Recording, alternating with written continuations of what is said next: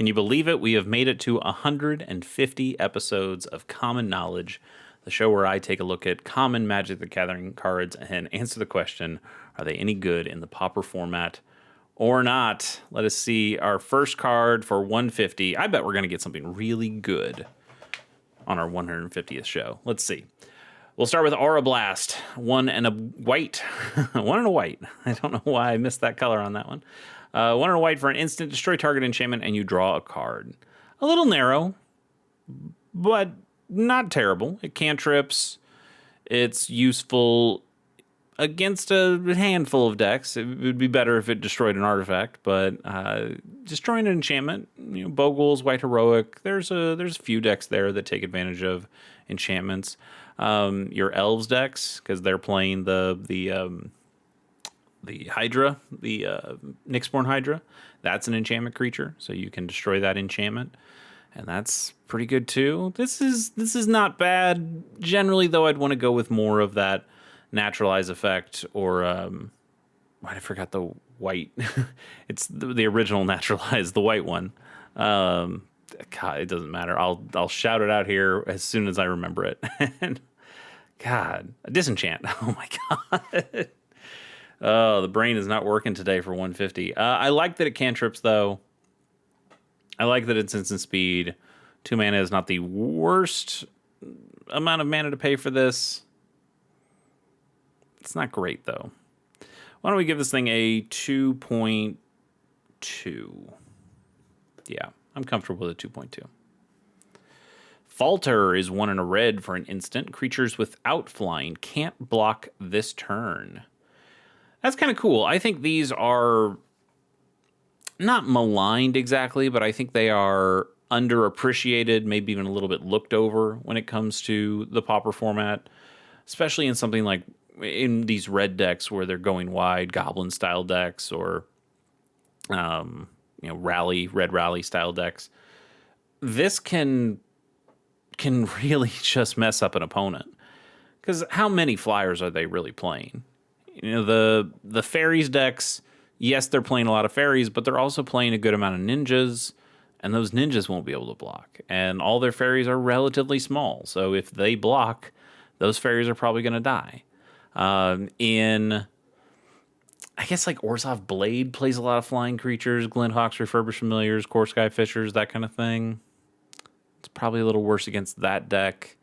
Elves is not playing a whole lot of flyers, so this is pretty good against them.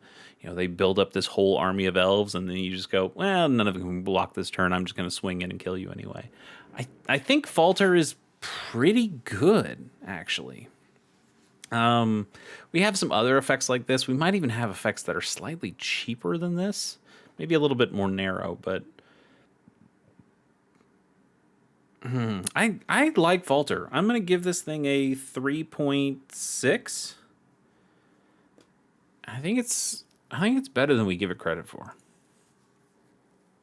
Eroded Canyon. Have we done the deserts before? I think we have, because I remember saying these are really good. That in the grand scheme of dual lands, we have the Dominaria duels with the actual land types, and we've got the artifact bridges that are indestructible. We have some pretty good lands out there. The gain lands are pretty good. These ping lands are pretty darn solid too, and being a desert can affect the game in some different ways.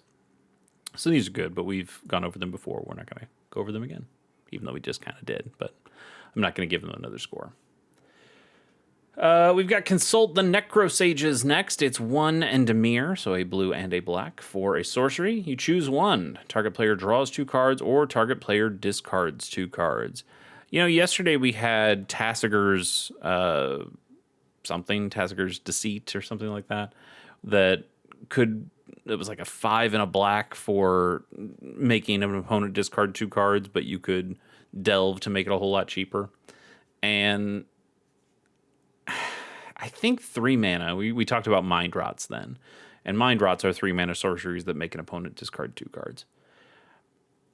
So you got that, but then you also have these, I'm trying to think of, what's the 3 mana blue spell that allows you to draw 2 cards?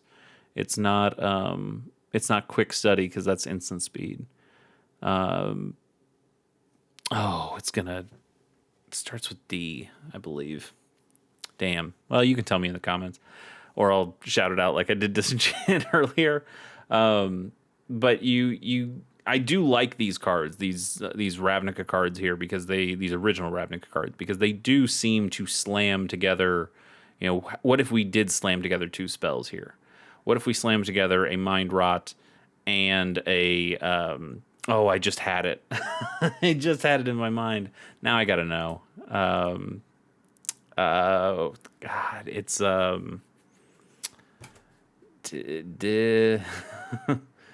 divination. Oh my God, I know. We'll just write it out now because I remembered it. But now, hey, you saw. I knew. I don't know how to spell divination. Apparently, no. Got two eyes. Yeah, divination. There you go. Sorcery draws you two cards. So this is a divination and a mind rot put together, and it lets you choose, but it makes you pay like both of the different colors to be able to do that. I think that's cool from a flavor perspective, from a historical perspective. We've seen something like Lightning Helix in Ravnica was probably a lot more successful version of this. You're paying for a Lightning Bolt and a Healing Salve, and so you get both effects on a single card. That was probably the easier one to point to and go, whoa, that's so cool. It's putting those two together. But this is putting together two pretty classic Magic the Gathering cards as well. And I like that. The card itself, though, it's a little slow. It forces you to be in Dimir. I think if you are in Dimir, you have better card options than this card can give you. I do like that there's flexibility on I can draw the cards or I can force you to discard the cards depending on the situation. Unlike a Mind Rot. Mind Rot we talked about when we talked about the Tassiger thing yesterday. But sometimes you can force your opponent to discard cards, and your opponent gets really excited because they want to discard cards. They're madness cards, or they're something they want in their graveyard that they can reanimate later. And when you're in those matchups, it feels really bad. It feels like that's a dead card in your hand. And this card will never feel like a dead card because you can choose to draw two cards instead. And that will always be useful. So I do like the modality of this. I like that it works in a lot of different situations. But I generally don't like the card. I'm going to give this thing a 2.8. Which is still okay. Goblin Sledder. All right. Now we're getting to a pretty darn good card here. Goblin Sledder is a single red mana for a 1/1 goblin. And you can sacrifice a goblin at instant speed to have target creature get +1/+1 until end of turn. This is really good. This used to be a hugely used card in some red goblin aggressive decks in Pauper and in other formats as well. But in Pauper, this was pretty darn good. We've seen aggressive red decks go more towards the rally effects, and we've also seen them go in like synthesizer style piles as well. So we don't see as many, or they just go straight burn. Most of the time the burn is just going to be doing a more effective job of taking that life total down to 0 than an aggro deck would. But there was a time where we had these goblin-filled Pauper decks, and Goblin Sledder was a really good one to have.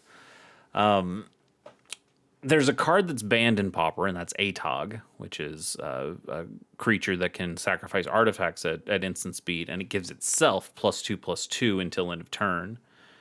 And that card is banned because it can be so oppressively good. You have a bunch of artifact tokens on the board, you swing in with an Atog, or God forbid, multiple Atogs, and your opponent has to choose how they block, and depending on how they block, you can just kill them. Well, Goblin Sledder is interesting in that it does a similar kind of thing. Obviously not as strong. It's not giving you +2/+2 for each activation, only +1/+1. And it is not just taking away artifacts that could be little tokens, but taking away goblins, actual creatures that could be attacking at the same time. But what this gives you is you give target creature +1/+1 until end of turn, not just this guy. So your opponent is now having to do a lot more math. What do they block?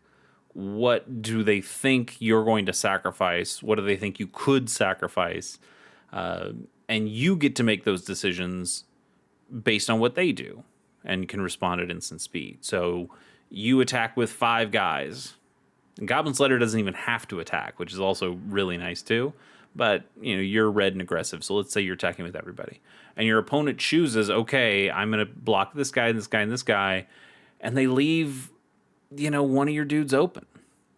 And you can go, okay, every guy that you blocked, I'm sacrificing them right now. Even if it's this guy, you can sacrifice this guy. He is a goblin, so you can use his ability to sacrifice himself.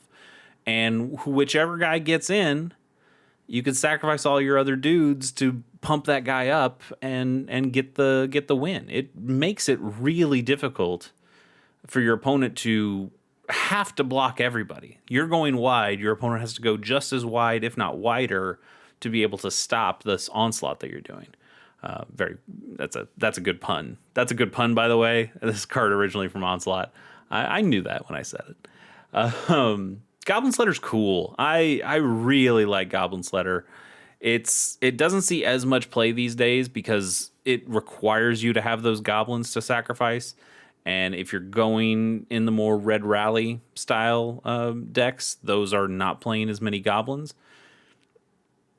And if you're not playing a bunch of goblins, then this guy's value goes way, way down.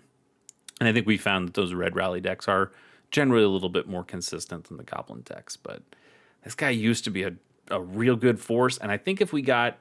it's crazy to say because there are so many good common goblins. But if we got more good common goblins, I could see goblins coming back into favor. Maybe it would take some bans in the red burn deck. I don't know if we're gonna see bans in the red burn deck, but if you saw a couple bans there, if you saw a couple good goblins be added to the format, I could see goblins coming back and this being a really good card once again. These days, it is probably dipping a little bit in its value, not in its monetary value. It's always been cheap and probably always will be cheap, but in the value of the decks that it would go in.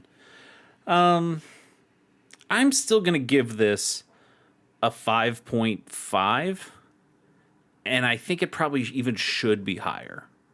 If we were in the meta where this deck was being played, I think I could bump this up to maybe even 6.5 range. But for now, with what it is, I'm going to give it a 5.5 and call it good there. What do we got next? Healing Leaves. Interesting. We were just talking about Healing Salve. Healing Leaves is a single green mana for an instant. You choose one. Either target player gains 3 life, or you prevent the next 3 damage that would be dealt to any target this turn. This is from Planar Chaos, and as you can see by this weird frame treatment, this is a plane shifted card. So they in Planar Chaos, they would... which is one of my favorite Magic sets they've done, as part of one of my favorite Magic blocks they've done with Time Spiral. But the idea is that they shifted a bunch of classic cards into new colors and just kind of wondered how it would work. There's a lot of color pie breaks. There's, we just heard about Reality Fracture somewhat recently, and it's not exactly Planar Chaos 2.0, but there are some similar ideas of like, oh, what if these characters, this character that was red, now they're blue, what would change about them? And it's more of like a Planar Chaos from a flavor perspective rather than a mechanical perspective. It's still cool. I'm still excited for Reality Fracture, but something about Planar Chaos was really rad to see a card like this, which is Healing Salve. Healing, we've talked about it once, so we'll just actually show what Healing Salve is for the folks at home. Same idea here. 1 mana, choose 1, you gain 3, or you prevent 3. Same exact text, but this time it's on a green spell instead of a white spell. And that's cool. I don't think it's necessarily better than normal Healing Salve. I think green has pretty good ways of gaining life these days. Weather the Storm being one of the premier ways in green to do that. So this doesn't really see any Pauper play either in the same way that Healing Salve doesn't, but it's cool. It's cool to go, oh, that's like that other card, and now it's a new color, and it gives green, some slightly new tech and new effects that it can play with. That's all cool. And green doesn't have a whole lot of other ways of preventing specific amounts of damage.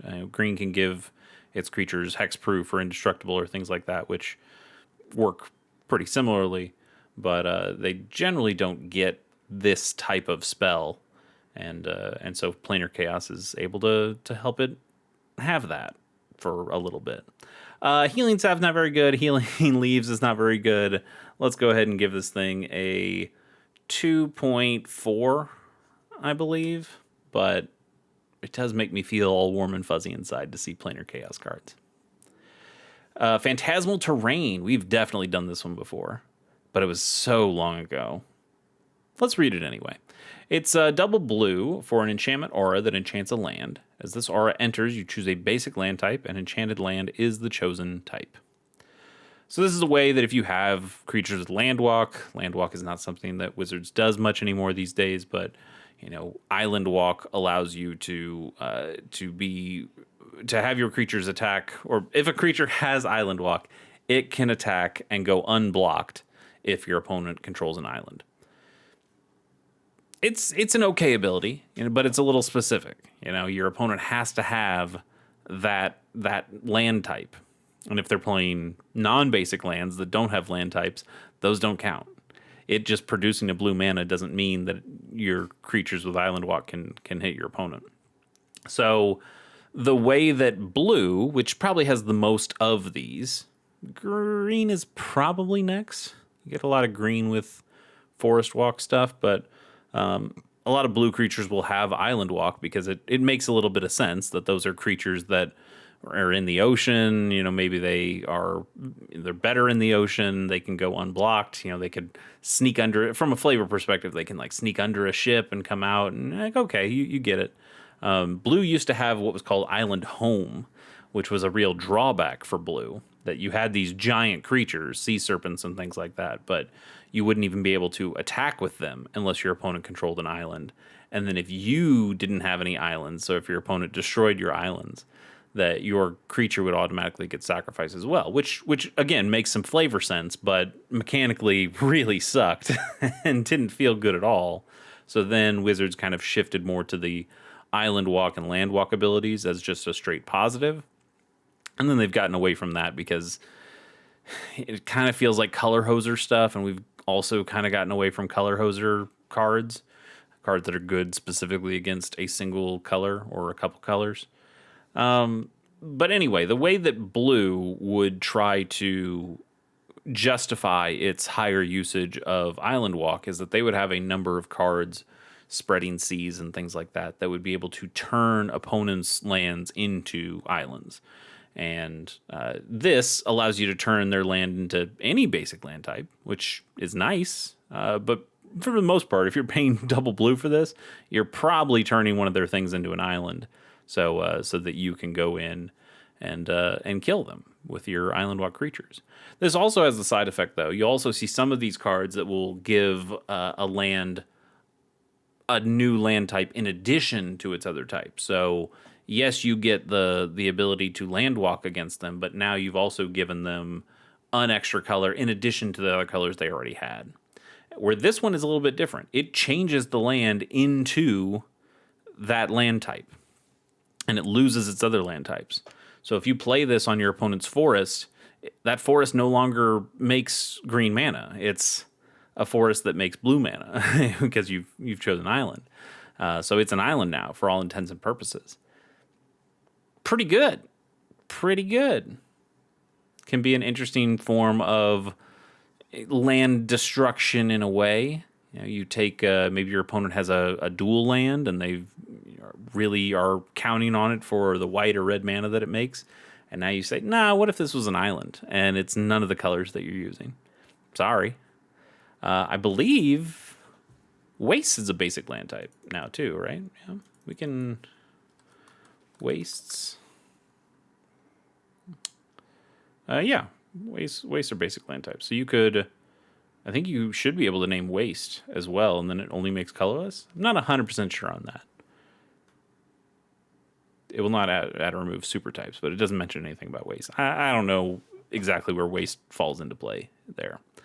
Cool though, great art, and kind of a cool card.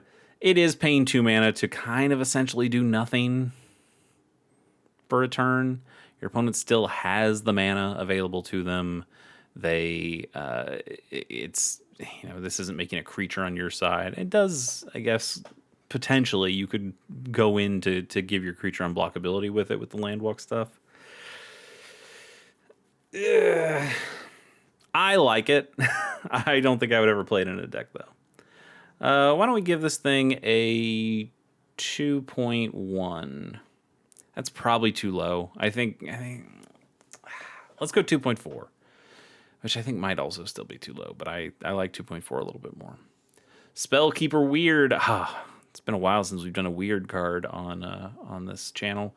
2 and a blue for a 1/4 weird, and you can pay 2 mana and tap and sacrifice this creature to return target instant or sorcery card from your graveyard to your hand. That's interesting.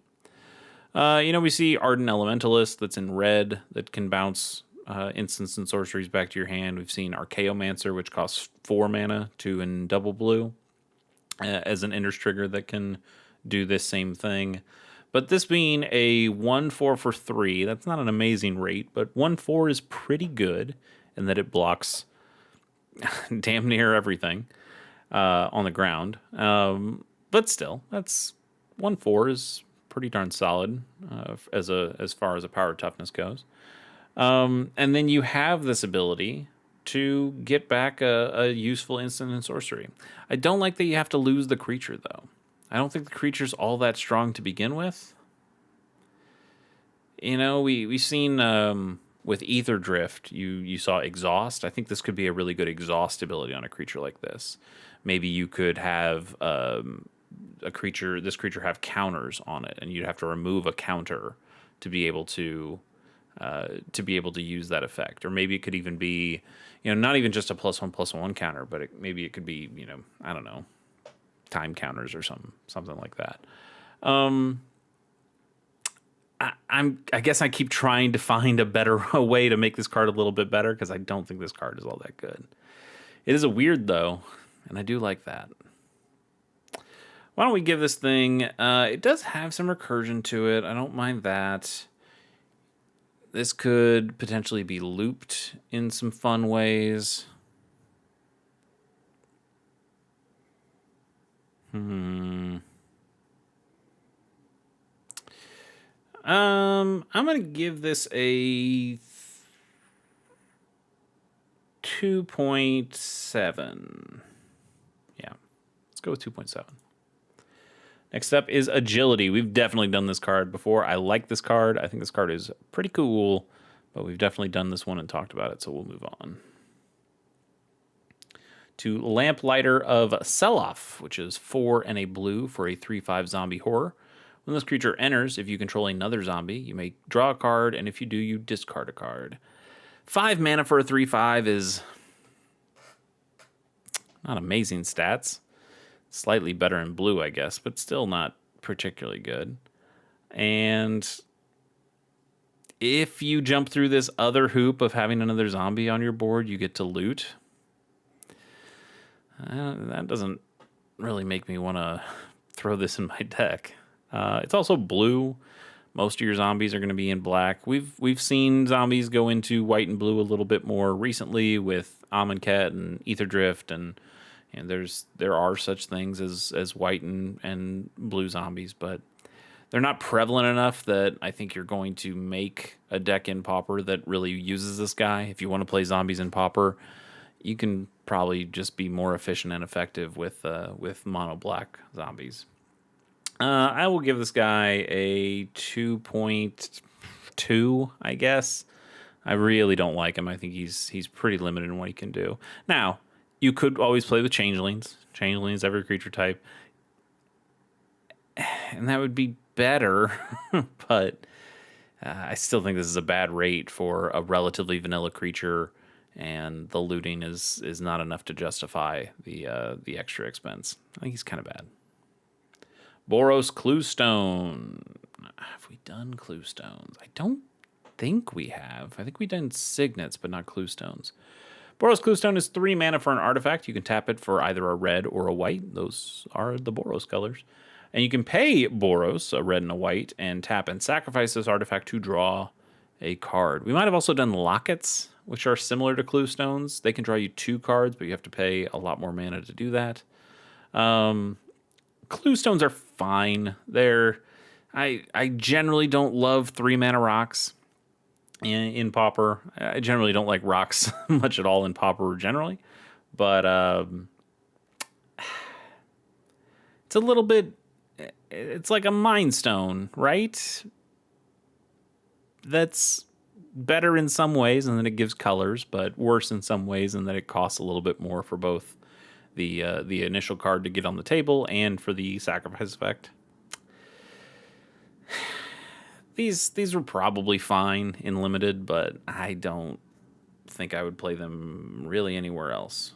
Let's go ahead and give this thing a 2.5, I think. And then we'll go to our last official card of the day. It is Savannah Sage, 1 and a white for a 2/2 cat cleric. When this creature enters, you gain 2 life. We just have cards that do this better. We have cards that gain you more life when they enter play. We have cards that we saw Dawnbringer Cleric not too long ago, and that card can do a number of effects, one of them being gaining you 2 life when it comes into play. The best thing this thing has going for it is that it's a cat, and I don't think that's enough for it to actually see any play. Yeah, this is just one of those cards that has been power crept out of the format entirely, and it was probably never all that good to begin with. I suppose it is. Is it better or the same as a Venerable Monk? It is better. It is better. I forgot. Venerable Monk costs 3. So that's a plus. It power crept something else out, and now it's been power crept. How poetic. It is our 150th episode. Let's do a bonus card and hope for something really hot. I don't know about that.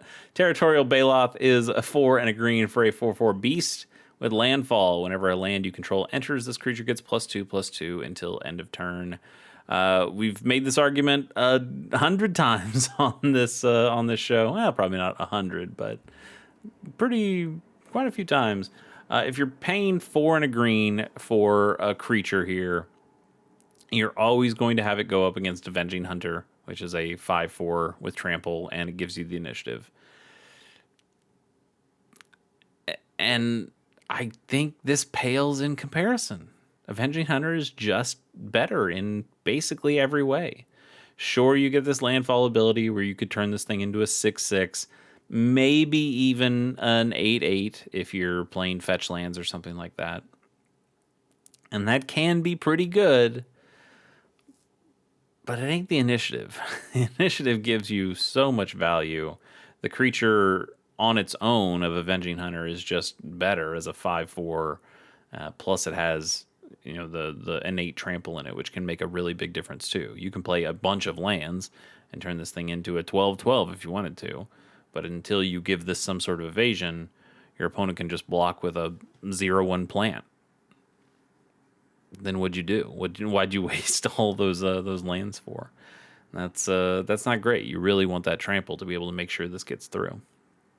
I'll give this thing a 2.6, I guess, but not particularly a big fan.